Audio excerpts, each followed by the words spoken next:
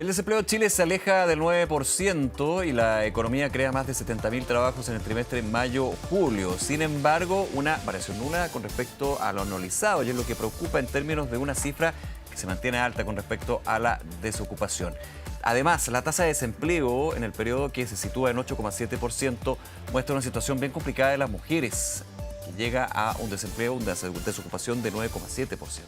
Vamos a hablar de este tema, estamos para eso con el economista y director del Centro de Encuestas y Estudios Longitudinales de la Universidad Católica, David Bravo. David, gracias por acompañarnos, ¿qué tal? Hola, ¿qué tal? Muy buenas tardes. A ver, partamos por la buena noticia y mala noticia. La buena noticia, hay que decir, es que no subió el desempleo. Pero ahí lo dejamos en stand-by porque estamos con una cifra de 8,7% y te hago la pregunta, una tendencia preocupante que se ha dado durante todo el último periodo.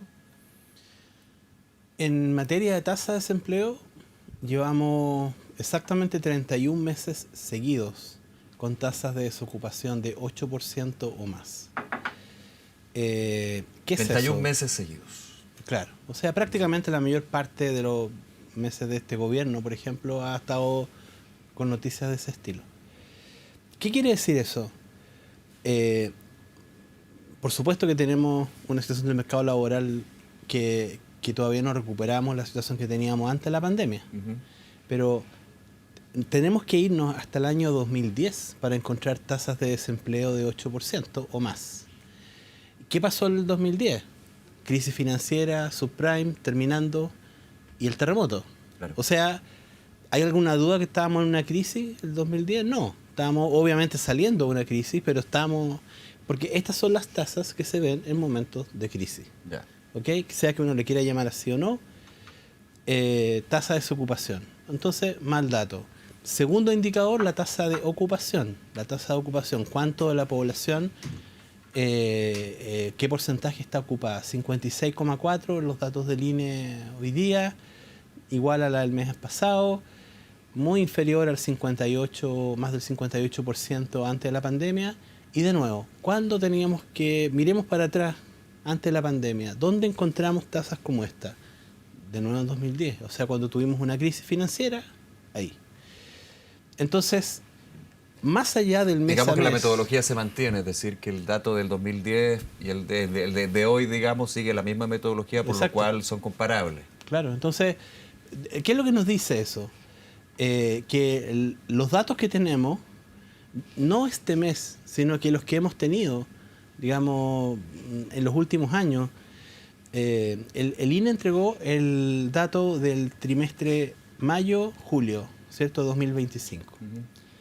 5 años atrás, hoy día podemos decir conmemoramos el mayo-julio del 2020. Ese fue el dato del INE que mostró la caída más fuerte durante la pandemia. Ahí fue cuando computamos que en esa oportunidad había habido una pérdida de 2 millones de empleos, en ese mes en particular. Han pasado 5 años, ¿cierto?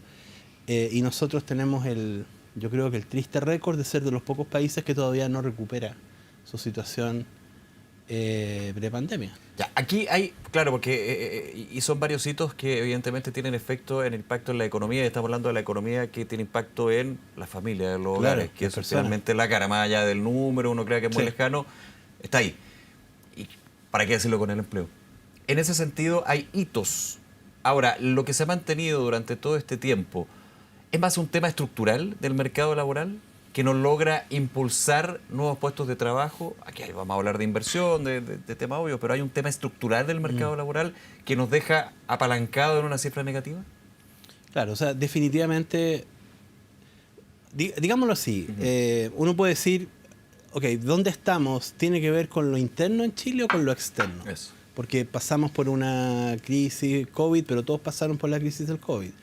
Que el tema de, no sé, conflictos internacionales afectan a todo el mundo, ¿cierto? Pero el hecho de que nosotros estemos más rezagados que América Latina, ya no solo que la OCDE, sino que América Latina nos dice que una buena parte de los problemas son nuestros, ¿cierto? Que por ser nuestros son más manejables que un problema externo o mundial. O son autoinfligidos. O son autoinfligidos. ¿Cierto? Me refiero a por qué estamos peor.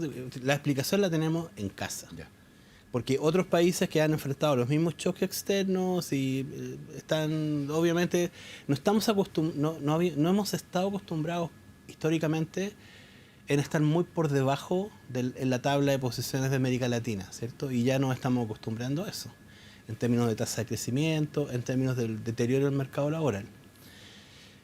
Ahora, esos problemas internos tienen que ver con cosas como lo que hemos vivido en todo este tiempo, ¿cierto? Como esta cierta dificultad para entendernos un poco, el tema del estallido social, la conflictividad.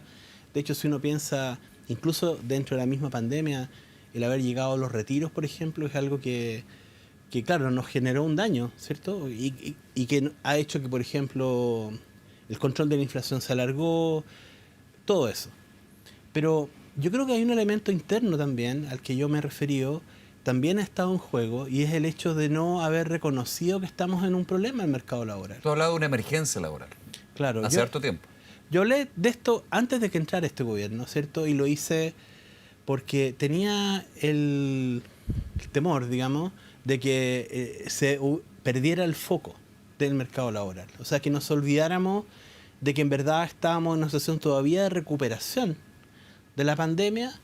Empezamos a tener una recuperación de los empleos en 2021, en particular en el segundo semestre.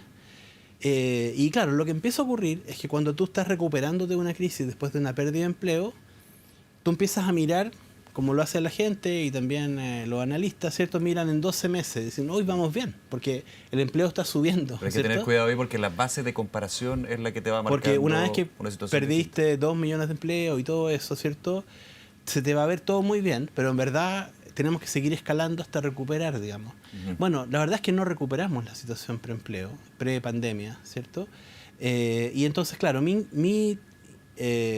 Ahora con una fuerza de trabajo que también va aumentando, pensando que la fuerza de trabajo es la población que busca empleo y esta año a año va aumentando desde lo profesional o no profesional también. Claro, o sea, los 2 millones de empleos, ¿cierto? Pero tenemos que tener en cuenta que la población en edad de trabajar va creciendo y por lo tanto esos 2 millones en la práctica hay que irle adicionando la población. Y por eso es que todavía estamos, si uno hace esa cuenta, como a 292.000 empleos para poder recuperar la tasa de ocupación prepandemia. Todavía 5 años después, ¿cierto? Ese es más o menos el tema.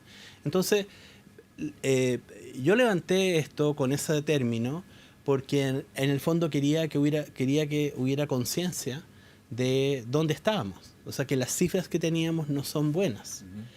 Hoy día, 3 años después, la tasa de ocupación es un poco mejor que la que teníamos 3 años antes, pero seguimos rezagados y en los niveles sabemos cómo son los del 2010. La tasa de desocupación, bueno, es más alta que la que teníamos 3 años atrás y tiene los niveles de 2010. O sea, nuestros indicadores son objetivamente los que en un momento de crisis hemos tenido, ¿cierto? Probablemente hay que ir a buscar de nuevo a la crisis anterior, la crisis asiática, ¿cierto? Para ir a buscar de nuevo tasas de desocupación de esta naturaleza. No porque la tasa no llegue a 2 dígitos, en realidad nadie ha dicho que porque tiene que ser 10% para que estemos en una crisis. O sea, evidentemente aquí el problema es que nos acostumbramos, pareciera ser, a vivir con esto que parece ser ahora un tema estructural. Y yo digo, si se está convirtiendo en algo estructural es porque no hemos actuado. Y mientras más tiempo nos demoremos en actuar, más complejo va a ser David, salir. sobre el tema, y qué bueno que lo haya explicado, nuevamente lo hemos conversado tantas veces, también en Mirada Económica, con Andrés Vial, con el equipo de Economía también contigo, de este concepto de emergencia laboral. Durante la semana, en entrevista en Radio Duna, Andrea Repeto, economista muy reputada, decía, no estamos en una emergencia, como que de alguna manera discrepaba contigo en términos de, y cito, una crisis, una emergencia, es que está la debacle en que no hay empleo y eso no es el caso. Y apuntaba también al trabajo que ustedes hacen en la Universidad Católica a que quizás el problema es comparar los datos del INE, la Encuesta Nacional de Empleo, con los del sistema de pensiones, en términos de qué esperas con manzana. Ok, pero vamos por parte. Sobre lo primero. Qué interesante también la conversación y la discusión al respecto. Exacto. No, yo creo que me gustaría explicarme bien. Sobre lo primero, si estamos o no estamos en una crisis, el argumento lo di, ¿cierto? O sea, tenemos los niveles de tasa de desocupación y las tasas de ocupación que teníamos en el año 2010. ¿Qué pasó en 2010? Estábamos en medio de una crisis y nadie tenía duda que estábamos en una crisis, saliendo de la crisis, ¿cierto? Pero por último, este es un tema de rótulo. O sea, ¿cómo le llamamos a esto que está acá? Alguien puede sentirse más cómodo decirle que tenemos una situación de dificultad en el mercado laboral o tenemos un mercado laboral que no es resiliente. Okay. Yo pienso que es incorrecto bajarle el perfil al problema y yo creo que es exactamente lo que ha ocurrido en estos años, donde las autoridades le han bajado el perfil al problema. Los académicos podemos tener distintas discrepancias, digamos, y por último es un tema un poco sobre terminología, pero de ninguno de nosotros depende las medidas de política que se implementen o no se implementen. Y por eso que para mí lo más importante es qué es lo que las autoridades de turno del Ejecutivo están haciendo o no están haciendo. ¿Cuál es el punto de políticas públicas pro empleo? Entonces, si yo no reconozco que estoy en un problema o no le saco el foco al mercado laboral, que yo creo que es lo que ha ocurrido en estos años, pasan dos cosas. Primero, no hago cosas que a lo mejor tendría que hacer. Ejemplo. Me acuerdo, ha pasado mucho tiempo porque he estado hablando de esto por largo tiempo, pero me recuerdo la exministra del Trabajo en algún momento dijo, sí, vamos a... Entonces, Janet Jara. Claro, estamos pensando cómo unificar los subsidios. Pero pasaron 3 años y el proyecto se manda ahora, ¿cierto? Lo cual está bien. O sea, ojalá impulsemos ese proyecto rápido. El sentido de urgencia, ¿no? Ese es un poco lo que más me preocupa. El sentido de urgencia en términos del empleo. Bueno, Claro, de tantas otras cosas, pero estamos hablando... El sentido de urgencia. O sea, en verdad, si yo tengo conciencia de que el mercado laboral está en problemas, falta ese sentido de urgencia. Las medidas, deberíamos estar hablando del tema, no ahora, digamos, desde hace mucho tiempo. Ahora, hay un segundo problema de cuando las autoridades no reconocen que hay un problema, y es que actúan como si no hubiera un problema. ¿Eso qué puede ser? Digamos, es más allá de la definición semántica, ¿cierto?, de una crisis. Es que toman medidas como si no tuviéramos un problema. Y para mí el ejemplo más claro es el del aumento del salario mínimo. Esta fue una medida que estaba en el programa de gobierno y el salario mínimo se adelantó, ese incremento. Y para luego continuar con otros aumentos, ¿cierto? Eso es como pensar que en verdad no tiene nada que ver una cosa con la otra. O sea, subir el salario mínimo tiene un impacto negativo en el mercado laboral, en el empleo, especialmente cuando el mercado laboral no está bien. Si estuviéramos en pleno empleo, con los salarios creciendo y con escasez de mano de obra, digamos, ¿cierto? Y a la gente se la disputa en las empresas, probablemente es el momento para ir ajustando el salario mínimo. Pero no al revés. Entonces, si yo tomo una medida de esa naturaleza, es porque simplemente no estoy reconociendo que estamos en un problema y que necesitamos cuidar el empleo. Y entonces, no solamente eso, sino que además lo transformamos con una gesta. Se dice, por parte de las autoridades, decían que era imposible, pero lo hicimos. Aumentamos el salario mínimo. Bueno, IPOM, diciembre de 2004, minuta del Banco Central, la tienen que abrir, no está en el IPOM, está bastante escondida, pero cuando la abren, le hacen clic, le hacen zoom, lo que dice el Banco Central es que toda esta cadena de incrementos en el salario mínimo, que terminó hacia fin del 2024, significó una caída de casi 8% en el empleo de las empresas donde el salario mínimo es relevante, porque si es una empresa grande, donde el salario mínimo no existe en la planilla, le da lo mismo que lo suban, ¿cierto? Pero o se hablaba siempre de empresas grandes que ya tenían establecido ese sueldo mínimo. Lo mismo las 40 horas. En general las empresas grandes no se ven afectadas por esto de manera muy significativa. Porque tienen espalda, digamos. Tienen espalda y por eso es que cuando se dice le vamos a poner a las empresas... Ahora, pero no ha tenido efecto, perdona, y quiero ir también al empleo femenino, que es súper relevante acá. Sí. Pero con respecto a esto, el efecto de las políticas públicas y las medidas. Por ejemplo, el tema de sueldo mínimo, lo que es el apoyo a las pymes por parte del Estado en términos de subvención. ¿Eso no ha tenido un impacto positivo o por lo menos atenuante del impacto negativo que tú mencionas? Lo único que sabemos, lo más cercano a un estudio que busque causalidad, es lo que el Banco Central hizo. ¿Y esto por qué lo digo? Porque el Banco Central tiene acceso a bases de datos que los investigadores no tenemos. Entre paréntesis, deberían liberarse esos datos para que se puedan replicar los estudios. Pero el Banco Central lo que hace es que vinculó datos de empresas que tienen acceso a información de impuestos internos, de registro, sí, claro. Y por lo tanto pudo hacer este análisis desagregado. Entonces, al final, eso es lo importante. ¿Qué es lo que nos dice eso? Nos dice que cuando uno compara empresas que están con uso de trabajadores con el salario mínimo versus otras que serían como su grupo de control, se encuentra este efecto muy negativo en el empleo, una elasticidad negativa muy alta. Es muy fuerte lo que dice el Banco Central, pero en términos técnicos, ¿cierto? Entonces lo que tenemos es, una cosa es lo que hayamos pensado que podía servir, pongámosle subsidios, etcétera. Otra cosa es lo que ocurrió y la evidencia que hay. Hay que reconocer esa evidencia que está ahí, que es muy importante, porque es una forma de decir, hay que tener cuidado con eso. Bueno, no basta con eso, sino que después se puso el tema del salario vital. Esto es como vamos por una segunda ronda, ¿cierto? Que ahora es ingreso vital, que es parte de los lineamientos programáticos de la candidata bueno, Jenny Cara en términos de... Ahora se ha ido ajustando. No se habla de 750.000, que es la propuesta de la CUT, pero se entendería que va por ahí, pero es distinto en términos no solamente de el que paga el empleador en ese sueldo, claro, sino que con una pata que es del Estado. Entonces, simplemente para decir... para los académicos es terminología, ¿cierto? Podemos discutir sobre si esto es una crisis de este tipo o no, en fin, y cada cual podrá tener su definición o justificar a eso. Pero una discusión académica. Yeah. A mí lo que me preocupa el tema es que las autoridades que tienen que actuar se distraigan y se vayan por la vía de pensar que no hay crisis porque pasan las cosas que han ocurrido. Nos queda un minuto, David, ha sido muy interesante como siempre, ¿eh? Pero empleo femenino, ¿en qué situación está hoy? Y también desde el punto de vista de cuál es la urgencia o las medidas que se deberían aplicar. Quería hablar algo de formalidad, pero el tema de empleo femenino... Tenemos dos minutitos, me van a perdonar. Las mujeres tienen una tasa de ocupación que está casi cercana a la situación prepandemia. O sea, en términos de ocupación, las mujeres están mucho más cerca que los hombres. El empleo está mucho más rezagado en hombres que en mujeres. Eso dice el indicador tasa de ocupación. En la tasa de desocupación, la tasa de desocupación es mucho más alta en mujeres.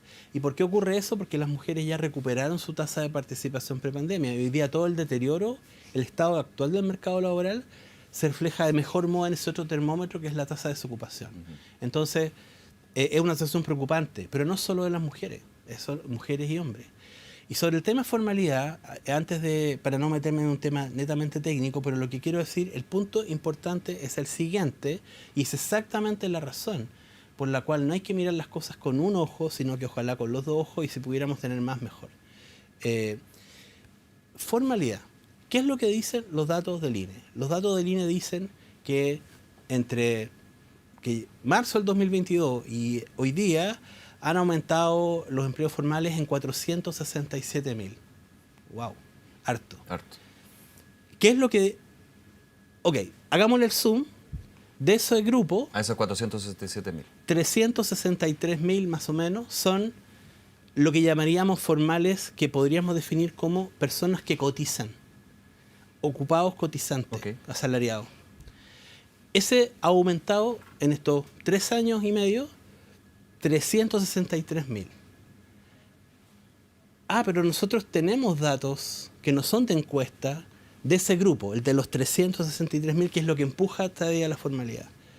Son los datos administrativos. ¿Qué dicen esos datos? Dicen que los cotizantes, cuando se toman marzo del 2022 y mayo del 2025, no han aumentado en 363.000, han caído en 145.000. ¿Cómo es eso?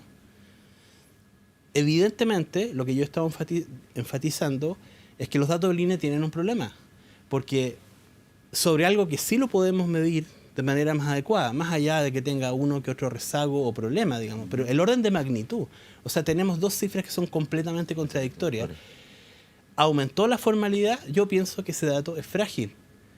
A lo menos tenemos un dato administrativo que nos está diciendo lo contrario. Y por lo tanto, lo que he señalado es que esto no se va a resolver en una discusión pública, en una votación. Lo que tiene que ocurrir razonablemente es que el INE técnicamente haga el análisis y nos pueda explicar por qué se produce algo que antes del 2020 no se producía este desalineamiento entre sus datos del INE y los administrativos. Esa es la razón por la cual tenemos que estar urgentemente mirando los datos de cotizantes, porque hay una contradicción hoy día fuerte con los datos del INE que está poniendo en riesgo, en mi juicio, la conclusión esta de que la formalidad ha aumentado en los últimos 3 años, cuando pareciera ser que a lo menos no ha aumentado y, según los datos de cotizantes, ha disminuido.